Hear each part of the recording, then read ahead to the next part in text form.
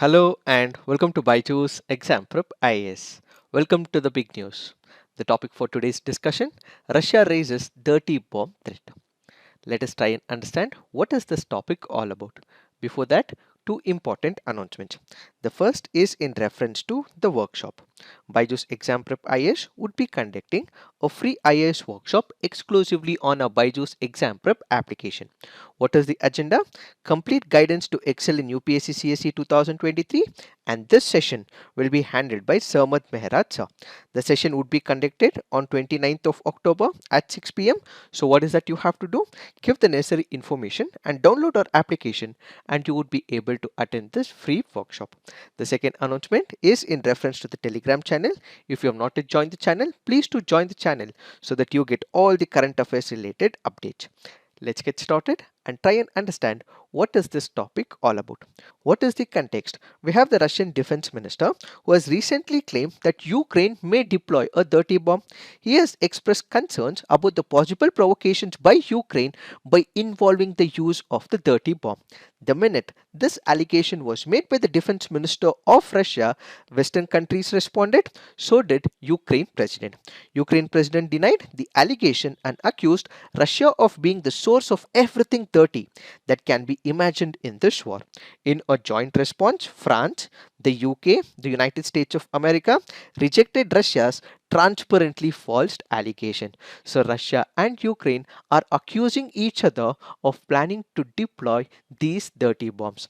This has triggered new wave of tensions between Russia as well as Ukraine, and this in the near future may result in the nuclear catastrophe as well. We do not know about it, but as of now the Western countries point out that because Ukraine has been taking back some of the sites which was under the control of Russia, Russia is nowhere left out, so it is provoking the Western countries as well as Ukraine.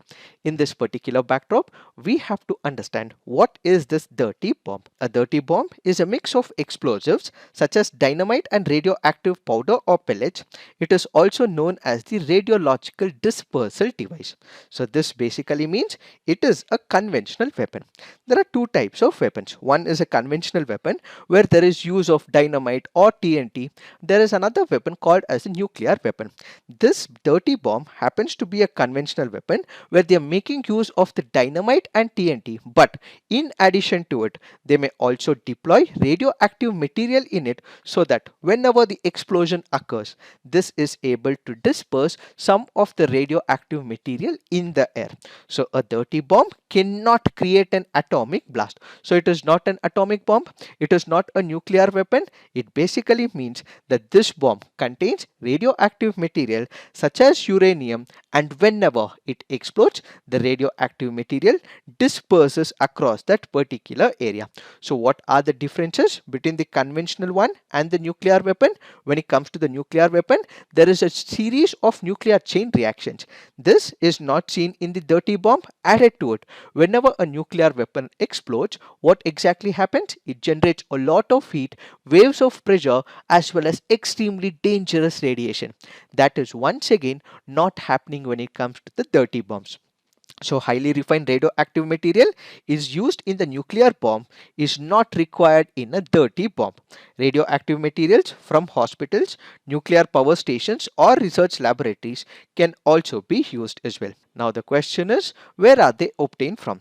The radioactive materials, for example, can be sourced from the hospital equipment. Radioactive material may also be extracted as well, and radioactive material is placed within the conventional explosives. Now how is it being employed? Why are they being employed? What are the advantages of these dirty bombs? Whenever we speak about dirty bombs and the nuclear weapons, a nuclear weapon will create a larger catastrophe, but that is not the same when it comes to the dirty bombs. These dirty bombs are far cheaper and they can be made easily as well. They can be made quickly as well. That is not the same when it comes to the nuclear weapons. So because These dirty bombs are far cheaper, they're quicker to make than the nuclear weapons, they are relatively easier to source from one location to another. So basically, what are we speaking about? We are speaking about portability. So we would be able to make these dirty bombs and ultimately move from one location to another. For example, they can be carried on the back of the vehicle as well.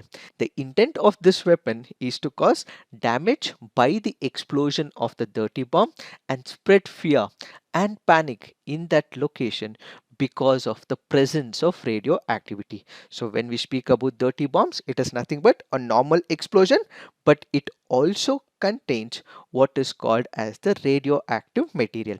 Since there is radioactive material in this bomb, it may create panic in that particular locality. So what is the impact of this dirty bomb? Whenever a dirty bomb is employed, what would happen? It can result in injury in that particular place. Imagine there is a dirty bomb that is put in that particular locality. So what would happen? There would be explosion in that particular place. So whoever are present in that particular area, for example, people in that particular area will be immediately injured. There can also be deaths as well because there is explosion in that particular area. If there are buildings in and around that particular area, they might also be destroyed as well.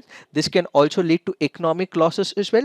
This can also lead to destruction of building and infrastructure in that particular locality. Since it is not a nuclear weapon, the lethality of the dirty bomb depends on multiple other factors. What are these factors? For example, the tonnage of the explosives, presence of the sharpener, amount of radioactive material that is used, and also the location and where it falls. All this determines what could be the possible impact of this dirty bomb. The radioactive fallout from this particular bomb may also cause serious injuries as well. This can also cause illness as well, and this can also cause cancer in few people when it hits that particular area. The radioactive dust and smoke can spread farther away and could be dangerous if people breathe in the dust, eat contaminated food, or drink contaminated water. A wide area around the blast zone would also have to be evacuated for the decontamination or abandoned completely. According to the Federation of American Scientists, if 9 grams of cobalt, 60 and 5 kg of TNT were to be exploded at the tip of Manhattan in New York, it would make the whole area of the city uninhabitable for the decades. So for this reason, the dirty bombs are known as weapons of mass disruption, and ultimately people would be impacted in that particular area as well. Has dirty bomb been used anytime in the past? No. In the year 1996, rebels from Chechnya planted a bomb containing dynamite and cesium-137 in Moscow's Ismailov Park. The cesium had been extracted from cancer treatment equipment, and security services found it out and defused it.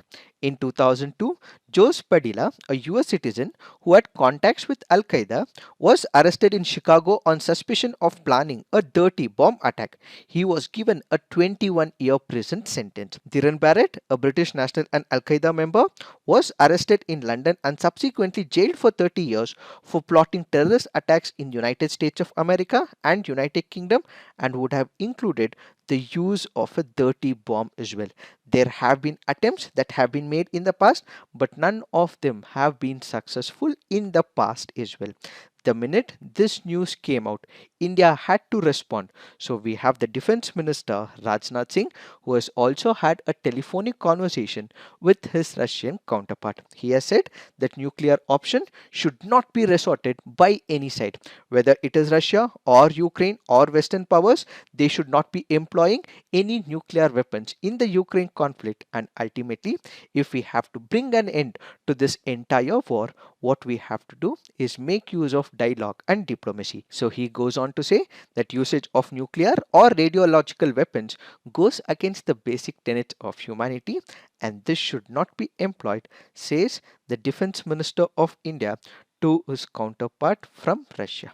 It is this that we have to understand from this topic. So this is it for today. Thank you for watching. All the best.